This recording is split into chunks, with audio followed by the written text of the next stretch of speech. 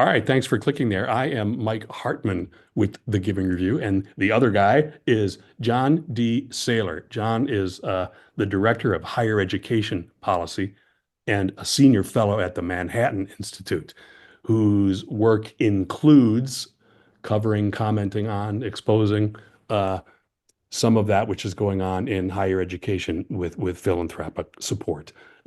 We, for instance, saw his recent piece on the Mellon Foundation going into some of the programs and projects that it supports in higher education, and we'll talk to him uh, about that a little bit, along with some of his other similar writing and work for the Manhattan Institute.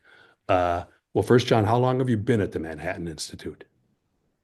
I've been at the Manhattan Institute for about 9 months now.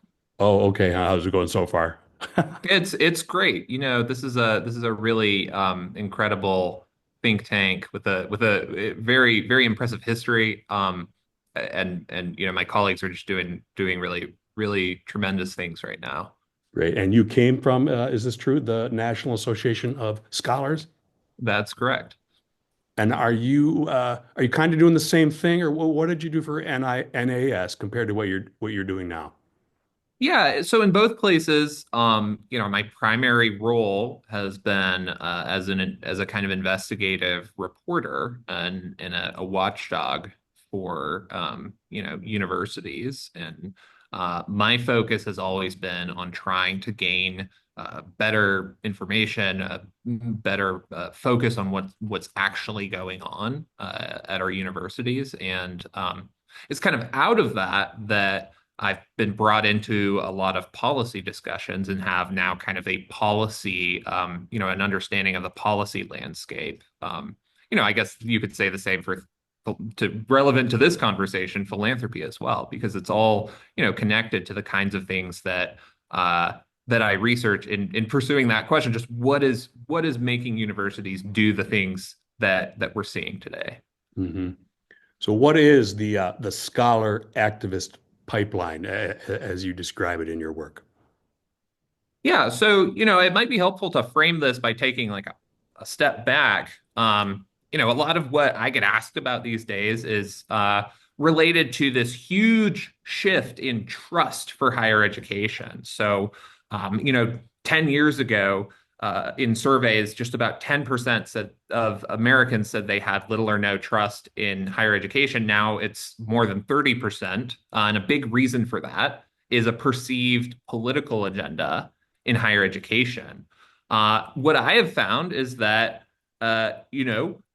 university professors are pretty consistently, this is no surprise really, are pretty consistently, they cluster into certain political affinities, and a lot of them increasingly view their work as a tool to advance a certain political agenda.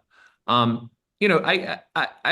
come up with this term scholar activist pipeline to kind of describe the way that this process whereby university faculty and to some extent students and administrators have become increasingly ideological and increasingly sort of averse to opposing viewpoints. That isn't something that just happened organically.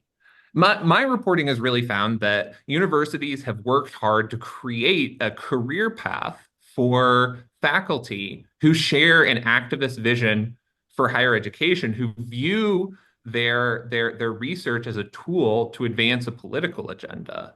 And in my reporting, what I found is that there are a lot of professors out there who whose basic research is so radical it almost sounds like a caricature. One university professor at University of South Carolina, he specializes in Shakespeare and critical race theory, or a professor at Ohio State that I wrote about.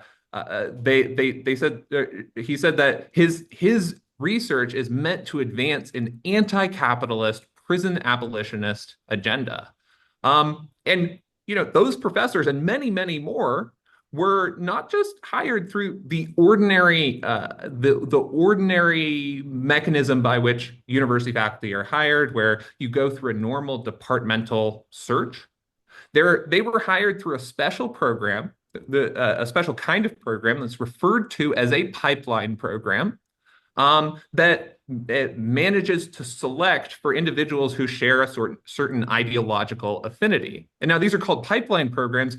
Most often, the programs are billed as a pipeline program for certain minority groups, underrepresented minorities in academia. In practice, what we found consistently is that it's more accurate to describe this as a scholar activist pipeline. Hmm. And when you say referred to as a pipeline, do you mean by the funders or the recipients of the support, or who's referring to it as a pipeline? Yeah, so I would say that I've certainly found funders use the term, and so like you mentioned, I recently wrote an article about the Mellon Foundation. The Mellon Foundation uses this term in a lot of its grant announcements and the names of its grants. That they're very self aware when they're creating these programs. These are pipeline programs, and a lot of universities, even if it's not funded by someone on the outside, they'll recognize that what they are trying to do is pay attention to the academic career path, or to create a pipeline of individuals who can eventually become university professors. And again, there's a lot of focus on creating that pipeline for minorities, and for reasons that maybe we can get into. That often means that they end up focusing on certain areas of study that are related to identity, and they're related to identity in a tendentious way. It's suggestive of a certain ideological affiliation. Hmm. And fully realizing the answer to this can probably only be ballpark, although I don't know. Uh, to what extent, how much of this pipeline is philanthropically funded from, well, foundations and tax-advantaged grant-making institutions? So, I would say that it comes from three places. There are universities that, on their own initiative, pour money into programs like this that are kind of set aside hiring programs or set aside recruitment programs. There are federal agencies that have been very active in giving grants for this sort of hiring, where you hire people who are where the federal government will give a grant to a university for hiring with a focus on DEI. And that's a focus that's actually a disciplinary focus on DEI. So what ends up happening is that you hire scholars who kind of share a certain perspective about race, sex, gender, power, and things like that. I would say that that third category of philanthropy, it's certainly expansive. It's not just the Mellon Foundation. For a long time, the Ford Foundation had a robust fellowship program for early career scholars that was akin to what I've described in the article that I wrote about the Mellon Foundation. Just very much the most ideologically active young scholars that we have in the United States. They were the primary target for this program, and that was a pretty robust program. But it's been wound down over the past couple of years. Another big organization that does this, or another big foundation that does this, is actually the Howard Hughes Medical Institute, which they're focused on the biomedical sciences, but a lot of their postdoctoral fellowships, which are very, very prestigious and very well funded, are now designed to go to university scientists who demonstrate a commitment to diversity, equity, and inclusion. That's a stated requirement of their one big postdoctoral fellowship they give. And that's I think that has a big kind of industry shaping influence, because a lot of universities look at that kind of program and they say, well, if this is what's getting funded, we need to demonstrate that we're receptive to that kind of hiring.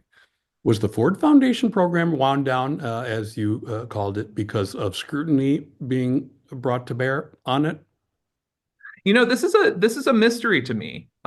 This was a little bit before there was widespread scrutiny, and I've dug into other aspects of higher ed philanthropy that I find to be fishy. I think this is something that either I or another investigative journalist should look at more closely. Great. And I worked at the Bradley Foundation, a conservative foundation. It had a Bradley, and still does, Bradley Fellows program. There's the Federalist Society, with which many people might be familiar.